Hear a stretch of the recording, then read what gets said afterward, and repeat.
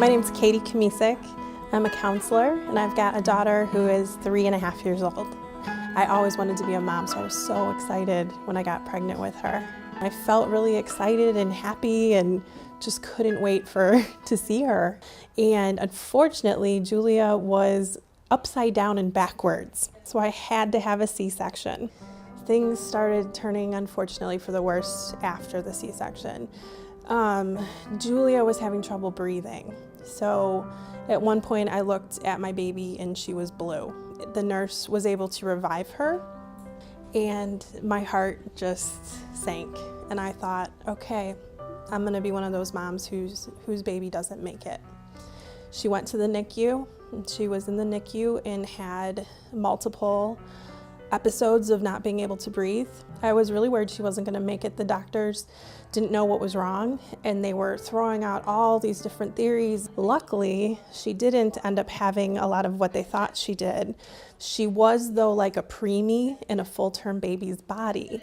So all of her systems were underdeveloped. She had a great sensitivity to light, to noise, to touch. I would touch my baby and she would arch her back and try to get away from me. Completely broke my heart. And I was so scared of touching her with all the tubes and everything around her. It was scary to hold her. So the fear really was intense. And they sent us home and I was petrified that she was gonna die. I started becoming very hypervigilant. I would check her all the time. Is she breathing? Is she breathing? If she looked even a little pale, my mind started playing tricks on me too. I was convinced that she was gonna die. I was planning her funeral on a daily basis. I was pretty much almost grieving already. Postpartum depression is torture, hell on earth. Your brain and your mind and your body are all very sick. And it's constant negativity, it's constant paranoia, it's having those scary thoughts like, I'm gonna hurt her, what if I threw her down? I mean, how could a mom have those thoughts? But they were only thoughts. It's scary. There was one time where I looked at my husband and I said, if I keep feeling this way, I'm gonna have to go to the hospital. It took 6 months of suffering before I really came to the conclusion that something was wrong. And I went to one of my best friends and I was telling her about what was going on, and all of a sudden it was like the dam broke. I just started crying hysterically and couldn't even believe what I was telling her. I was like, I think I have postpartum depression. And all the denial went away.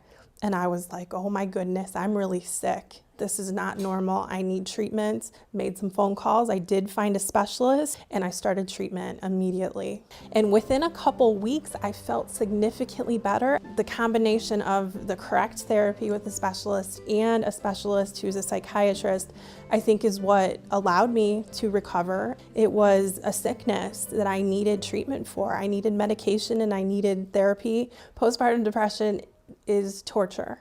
Your brain and your mind and your body are all very sick, but it's always going to get better. More and more trainings are available. And I know at PhD Counseling Center, they have the forefront of the training and they're always kept up with up-to-date research about postpartum. So I know the counselors there, they're the only ones I know of in the state, if not even the country, that offer a nonprofit option to have a specialist treat them for postpartum.